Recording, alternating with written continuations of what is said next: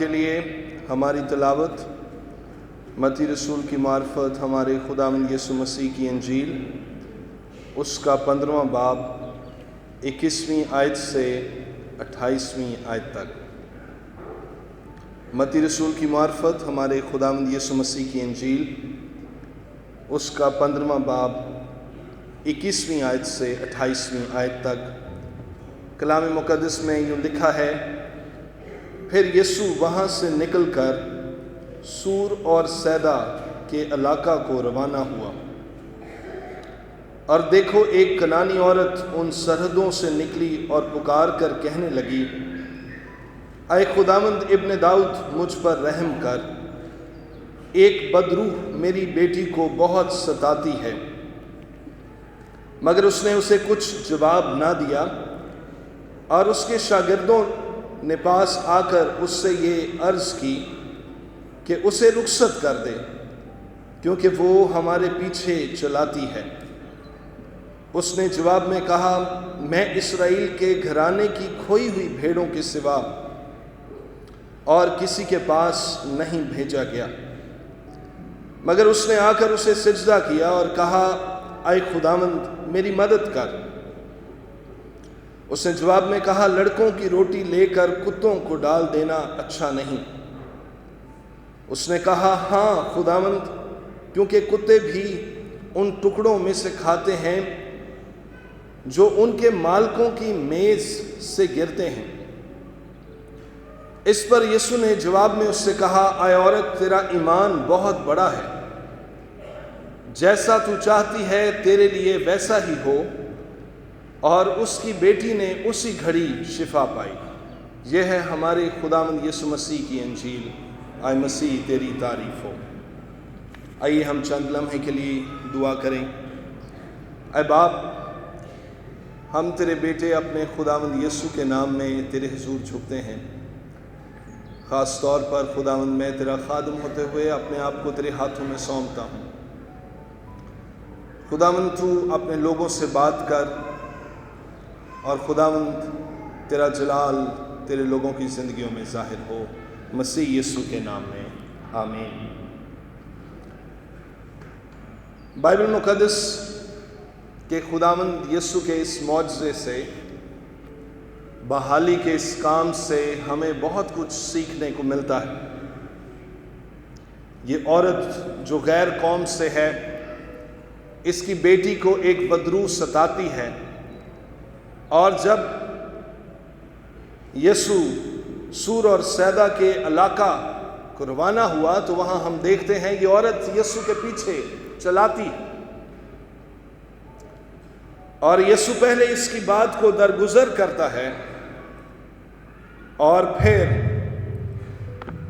وہ اس کو کہتا ہے کہ لڑکوں کی روٹی لے کر کتوں کو ڈال دینا روا نہیں۔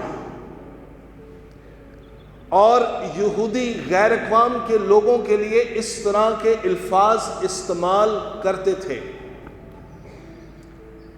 اور شاید اس کی وجہ یہ تھی کہ وہ غیر اقوام کو کم تر سمجھتے تھے۔ مگر یہاں خداوند یسوع مسیح اس عورت کو ڈیگریڈ نہیں کرنا چاہتا ہے، اس عورت کو کم تری کا احساس نہیں دلوانا چاہتا ہے۔ اگر ایسا ہوتا تو پھر وہ بعد میں اس کی بیٹی کو شفا نہ دیتا۔ اسی سے ہم جو پہلی بات اس پیسج میں سے، مسیح خداوند کے اس معجزے، اس شفا اور بحالی کے کام میں سے سیکھتے ہیں کہ یہ عورت مسیح یسوع کے پاس آئی ہے اپنی بیٹی کی بحالی اور شفا کے لیے، مگر صرف آنے سے اس کی بیٹی کی زندگی میں خداوند کی قدرت کے باعث آزادی اور بحالی کا کام نہیں ہوا۔ اس کو ذرا تصور کیجئے کہ ہم کسی کے پاس اگر دعا کے لیے جائیں اور ہمارے لیے کوئی ایسے الفاظ استعمال کرے تو ہمارا کیا رسپانس ہوگا۔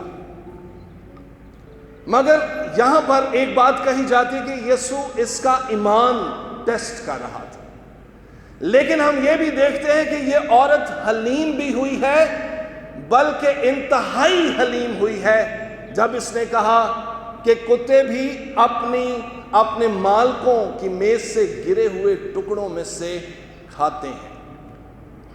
جب یسوع نے اس کی بات کو سنا تو پھر اس کی بیٹی کے لیے شفا کا اعلان کیا۔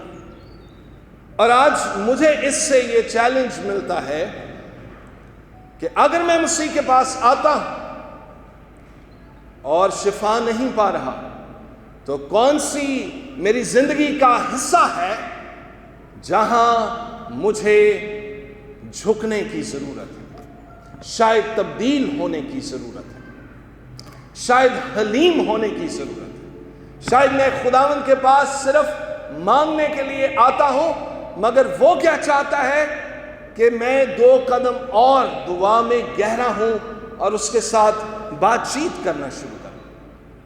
شاید وہ چاہتا ہے کہ میں اپنی کچھ عادات جو میری بحالی اور شفا میں رکاوٹ کا سبب ہیں ان کو چھوڑ دوں اور اپنی زندگی میں اپنی برکت کو اور شفا کو ریسیو کروں۔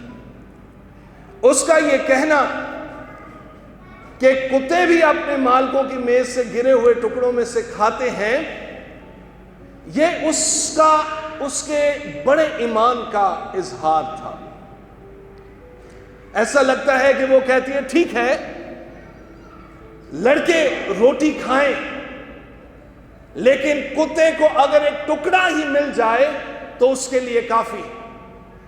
یعنی وہ کہتی کہ خداوند مجھے صرف ایک ٹکڑا چاہیے، تو خداوند ہے، تو بڑا ہے، قادر ہے، میں حلیم ہوتی ہوں، تیری قدرت پر بھی ایمان رکھتی ہوں، مجھے تھوڑا سا چاہیے تو میری بہن، میری بیٹی آزاد ہو جائے گی اور شفا پا جائے گی۔ غور کیجئے، وہ ڈسکریج نہیں ہوئی ہے، بے دل نہیں ہوئی ہے، حوصلہ نہیں چھوڑا ہے اس نے، بلکہ وہ مسلسل خداوند سے درخواست کرتی رہی، پکارتی رہی، مانگتی رہی ہے، اور پھر جب اس نے یہ الفاظ بولے تو خداوند نے ان کے ان لفظوں کو سن کر کہا تیرا ایمان بہت بڑا ہے، اور پھر اس کی بیٹی کے لیے شفا کا اعلان کیا، اور کلام مقدس میں لکھا ہے کہ اسی گھڑی اس کی بیٹی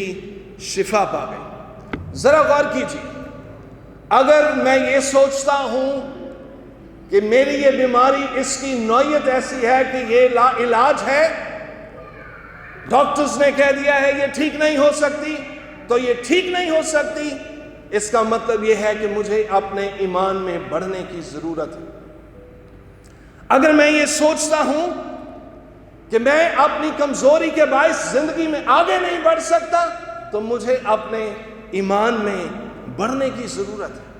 اگر میں یہ سوچتا ہوں میرے حالات تبدیل نہیں ہو سکتے، میری زندگی بدل نہیں سکتی، میں تندرست نہیں ہو سکتا، تو مجھے ایمان میں بڑھنے کی ضرورت ہے۔ یہ پیسج ہمیں ایمان میں بڑھنے کے لیے بھی موٹیویٹ کرتا ہے، سکھاتا ہے۔ بائبل مقدس میں ہمارے پاس ایسی ایگزامپلز ہیں جہاں پر ایک جگہ پر جب یسوع ناصرت میں ہے تو وہاں لکھا ہے مرکز کی انجیل کے 6 باب 2، 3 اور پھر 5ویں آیت میں کہ خداوند یسوع مسیح وہاں پر بہت سے بڑے کام ان کے ایمان کے نہ ہونے کی وجہ سے نہ دکھا سکا۔ ایک اور جگہ پر مسیح یسوع نے کہا میں نے ایسا ایمان اسرائیل میں بھی نہیں دیکھا، جب اس نے رومی صوبے دار کے خادم کے لیے شفا کا اعلان کیا۔ ایک جگہ پہ جب اس کے شاگرد ایک شخص کو شفا نہ دے پائے، یعنی اس کے اندر مرگی کی بدبو تھی، ایک شخص جب اپنے بیٹے کو شاگردوں کے پاس لایا اور وہ نہ کچھ کر سکے تو یسوع نے کہا اے کجرو اور کم اعتقاد نسل، میں کب تک تمہارے ساتھ رہوں گا؟ اور پھر وہ پوچھنے لگے ایسا ہم سے کیوں نہیں ہوا؟ یسوع نے کہا تمہارے ایمان کی کمی کی وجہ سے، انگریزی میں ہے تمہارے چھوٹے ایمان، because of your little faith. عزیزوں، کلام مقدس میں ہم دیکھتے ہیں مسیح خداوند پر ہمارا ایمان فطرتی طور پر نہیں پیدا ہوتا، نہ ہی بڑھتا ہے۔ کوئی ایسا طریقہ نہیں ہے، کوئی ایسی چابی نہیں ہے جس سے ہماری زندگی میں مسیح پر ایمان ایک دم سے بڑھ جائے۔ لیکن کلام مقدس میں ہم دیکھتے ہیں کہ ایمان سننے سے پیدا ہوتا ہے، اور سننا مسیح کے کلام سے۔ میریکولسلی، معجزانہ طور پر خداوند کی قدرت کے باعث جب ہم خداوند کے کلام کو سنتے ہیں اور غور کرتے ہیں اور اس پر عمل کرتے ہیں تو اس پر ایمان پیدا ہوتا ہے، بڑھنا شروع کرتا ہے، اور پھر بڑھتا اور ترقی کرتا ہے۔ اس لیے ہمیں اپنی دل کی زمین کا خیال کرنا ہے۔ میں کس طرح کی زمین ہوں؟ کیا میں کلام کو توجہ کے ساتھ سنتا ہوں؟ کیا میرا دل سخت تو نہیں جس کے باعث کلام میری زندگی میں جڑیں نہیں بنا پاتا؟ یا کہیں ایسا تو نہیں کہ میں دنیا کی مصروفیات میں پھنسا ہوا ہوں اور میں خداوند کے کلام کو وقت نہیں دے پاتا تاکہ وہ میری زندگی میں کام کرے، مجھے تبدیل کرے اور میں ایمان میں بڑھ سکوں۔ پھر ایک اور بات اس پیسج میں سے ہم سیکھتے ہیں، اور وہ ہے ایک دوسرے کے لیے شفاعت کرنا۔ خاص طور پر ماں باپ ہوتے ہوئے اپنے بچوں کے لیے شفاعت کرنا۔ اس کی بیٹی کہاں ہے؟ اپنے گھر میں ہے، لیکن یہ عورت کہاں ہے؟ یہ یسوع کے پاس ہے، اور صرف پاس نہیں بلکہ اس کے پیچھے پیچھے جاتی اور چلاتی ہے، شدت کے ساتھ، بوجھ کے ساتھ، اپنی بیٹی کی شفا کے لیے، بحالی کے لیے، آزادی کے لیے یہ شفاعت کر رہی ہے۔ کیا ہم اپنے بچوں کی نجات کے لیے، آسمان کی بادشاہی میں ان کے وارث بننے کے لیے، روح القدس کی معموری کے لیے، ان کے تبدیل ہونے کی، ان کی برکت، ان کی ایجوکیشن کے لیے کیا ہم شفاعت کرتے ہیں؟ ہمیں شفاعت کرنی ہے ایک دوسرے کے لیے۔ ہم خود دعا کرتے ہیں، ہم شکر گزار ہیں اپنی پریئر ٹیم کے لیے، بشپ صاحب اور باجی کے لیے۔